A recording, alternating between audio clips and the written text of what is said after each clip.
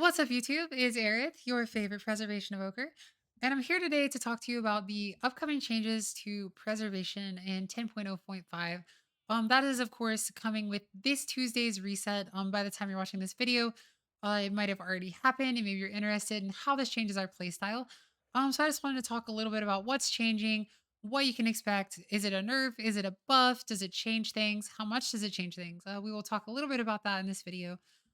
Before we get into it though, make sure that you are subscribed to my YouTube and make sure that you're following my Twitch. I'm probably streaming right now and I would love a chance to get to meet you. My handle is of course twitch.tv/eyelash TV. I'm looking forward to seeing you. Without further ado though, let's go ahead and get right into it. Um, so this is the ultimately the change for preservation. We have redesigned the delivery method for temporal anomalies absorb shields. Absorb shields are now applied to all allies it passes through, with absorb effectiveness reduced beyond 5. It used to pulse 3 times and heal 2 allies per pulse. Now its speed has also been increased to 40%, and the orb will no longer slow down when it detects an ally in its radius. So if you did not know, the orb was actually very, very fast before. So I expect that this thing's gonna just be zooming. I mean, it's gonna go really, really fast. The orb is very, very fast until it detects someone. And I can actually show you kind of what I'm talking about in just a moment. The other big change is temporal anomalies cooldown is increased to 15 seconds. It was 6 seconds.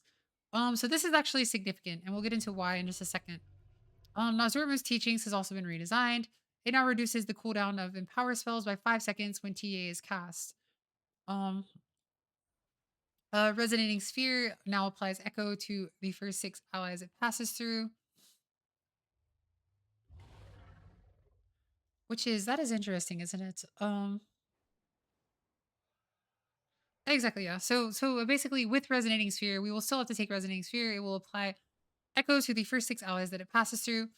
We also get a Time of Need buff. I don't think this is going to be enough to make it playable. It's currently just it procs at bad times. It's not great. If you're not familiar, Time of Need is says when you or an ally fall below 20% health, a version of yourself enters the timeline and heals them for 309.6% of spell power. Your alternate self continues healing for 8 seconds before returning to their timeline. Ultimately, at the end of the day, I would just rather have a shorter cooldown of rewind, which is kind of the choice that you're making here. Sometimes this procs when you don't actually need it, and then you're just kind of like kicking yourself. Maybe at 60 seconds, it's a little better. It's definitely something I will explore and see how I feel about it in a key setting. But again, I do not think that this will be something that we take. Um, from now on, if we cast Echo directly after casting a Living Flame or Spirit Bloom, it will no longer consume the Echo. This is a quality of life change, but it also does have some interesting implications, which we will talk about in just a moment. Um, let's see. Emerald Communion will no longer cancel if the Evoker is destroyed or interfered during the channel. Emerald Communion will now properly calculate its overhealing value. It sometimes would heal less than expected. In addition, its healing 2 allies can no longer critically heal. So a slight nerf there. Not that it matters. Emerald Communion now always prioritizes players over pets. That is quite good. So let's talk a little bit about some of the more important changes. Before we get into anything else. So temporal anomaly is now going to be a 15-second cooldown. Um, and I was thinking to myself, like, will we take this in a key setting? The answer to that question is maybe. It's unfortunately in this weird sort of space where we actually have to make very, very challenging decisions if we wish to take this. We have to give up grace period potentially, which I do not love the idea of.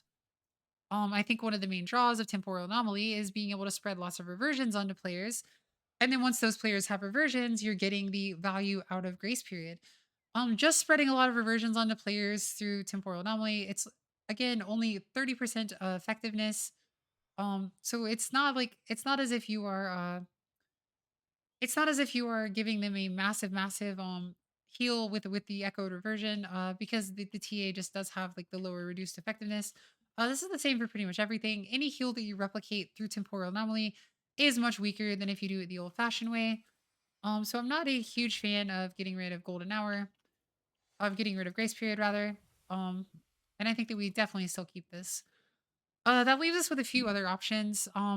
If we're looking into Mythic Plus builds, we could go something like this. And if we get rid of Life Force Bender, we of course will get rid of Life Giver's Flame. because Life Giver's Flame is just strictly worse than Renewing Breath. And if you're getting rid of Life Force Mender, then I think you also get rid of Life Giver's Flame.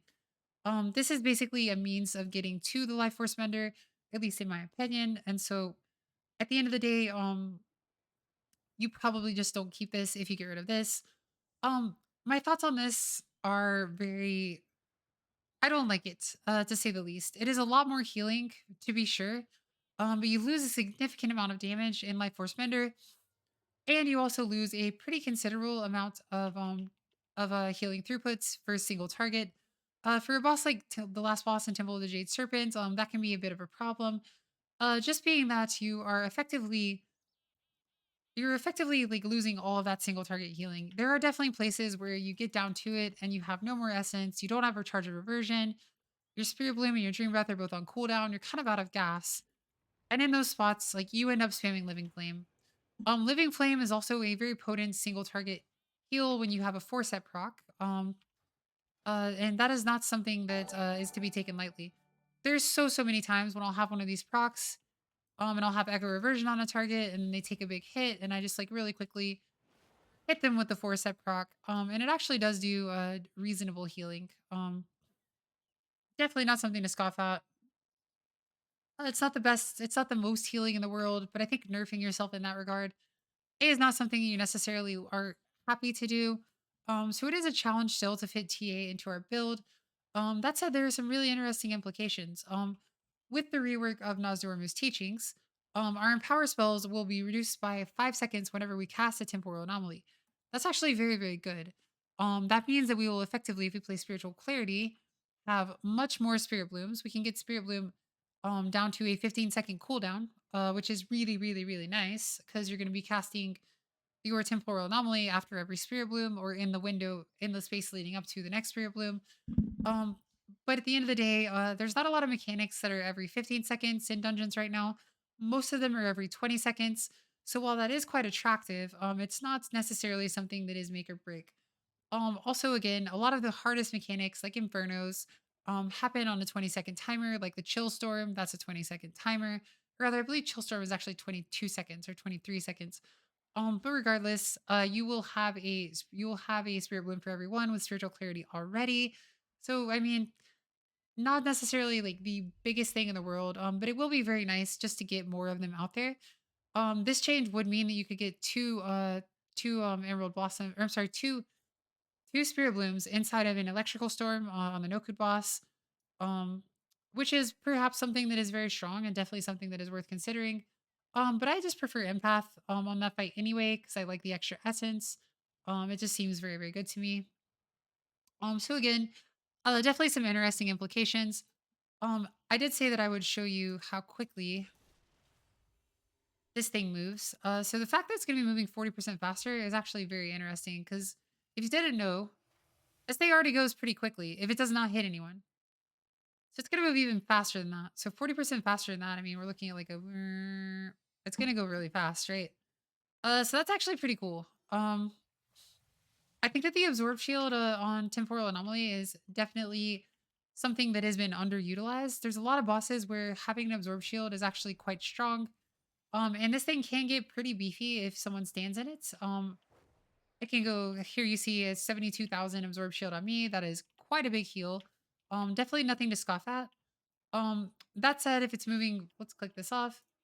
If it's moving very quickly and we do not get a full tick, I mean, it's a smaller absorb shield, right? So I am going to be really interested to see if we will be able to still get those like meaty absorb shields that you were getting when this thing was just sitting still on the melee stack. In melee, we're effectively standing in it, like letting it tick on them multiple times. It should be kind of interesting. I guess we will see exactly how that plays out. Um, with that said, I think that there are some builds that you could definitely play in keys that include this. I mentioned this on this side. I think if we're playing this, it does allow us to get rid of innate magic because our essence is maybe slightly less useful. We're going to be able to spread our reversions by way of temporal anomaly much more easier.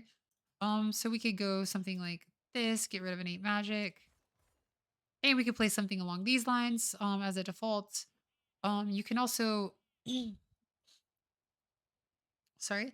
You can also look into getting rid of the slow temporal or the slower rewind or faster rewind and go for the energy loop so that you can be spending more of your essence on damage abilities. I've actually been testing this a little bit here and there and just seeing how much single target damage I can do. It is actually pretty considerable how much damage you do with energy loop and natural convergence. The problem is that our filler is and remains to be, regardless, echo reversion. And if we're playing this playstyle, we want to be echoing lots of reversions with our normal echo. Um, because that is just something that we are going to be doing as a filler. And if we are going for this, if we're dropping Life Force Mender, it just makes it even more awkward because we have even less single target healing now. So we're pushed even more into echoing reversions. And so at the end of the day, like trying to take this does feel clunky. I do think it is quite strong. And I do think that it is worth exploring maybe some more ideas of how we could get it in our build. Again, I don't necessarily think this is the way, but I think that we might see people angling in this direction, and we'll kind of see how it goes at the end of the day. There's a lot of choices, sort of, as to what you could do in a key setting. I think I like this the best. But yeah, feel free to play around with it. I think it'll be very fun and interesting to see how this kind of shakes up. Now let's talk a little bit about raid. Before we go any further. Um, the current playstyle that I've been playing is to basically press Temporal Anomaly off cooldown, do these massive raid wide ramps into a verdant embrace of myself into a Spirit Bloom. And I just do tons and tons and tons of healing through Lifeline in this way. It's been incredibly powerful for me, and I'm very, very sad to see this playstyle go. That said, the spec is not going to be massively nerfed. It's going to be totally fine. We will just be pressing, obviously, Temporal Anomaly much less often. If anything, it's going to force us to be using our other abilities more effectively.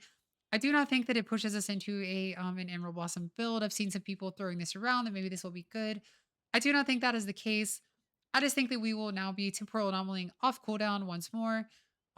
Maybe playing Norzormu's teachings, so that we are able to get out even more Spirit Blooms, even more Dream Breaths. And it just gives us a lot more it gives us a lot more space in our GCDs to kind of be using the other spells, which are also quite potent. So at the end of the day, it is not a nerf to our raid build. It will just change the playstyle. We will be looking to still echo lots of reversions when we send out our temporal anomaly. We're probably going to be using it for reversions. You will still, of course, be able to do a big lifeline ramp every so often by saving up your essence, fishing for essence burst procs, sending out a temporal anomaly, throwing out a bunch of echoes onto the raid, and then going Verdant Embrace into Lifebind. But I don't think that our standard rotation will include Verdant Embrace into Spirit Bloom as it once did. Now on some fights, like Broodkeeper on Mythic, this doesn't really change a whole lot. You can actually still play the Lifebind playstyle very effectively on Broodkeeper because you really only need to ramp like every so often, and you're not ramping on a lot of people if you're in the boss group anyway. So you'll effectively still have a temporal anomaly for most of the damage events that are happening, and you'll be able to get an echo onto everyone, and then Verdant Embrace, and then Spirit Bloom, and it will be totally fine. Um, but at the end of the day, we'll just be looking to do a lot of the core mechanics of the class, and we'll have a lot more GCDs to do so. Now that we're not pressing temporal anomaly nearly as much. So don't fret, don't be worried. It's not a nerf. It's potentially a buff in keys if the changes end up being very strong. But at the end of the day, I think that the strongest build for a key environment still probably looks something like what we started with, something to the tune of here we go, something to the tune of this. All that said, definitely get out there, give it a try, see what you think. The playstyle is definitely not yet solidified in terms of how people will be playing it in a post temporal anomaly world. But I think that it will be very interesting to give it a try. Yeah. If you guys enjoyed this video, make sure that you like and that you subscribe. And you can probably see me right now streaming on Twitch because I'm always streaming over at twitch.tv/eyelashtv. Thanks for tuning in, you guys, and I will see you next time. Bye, everyone.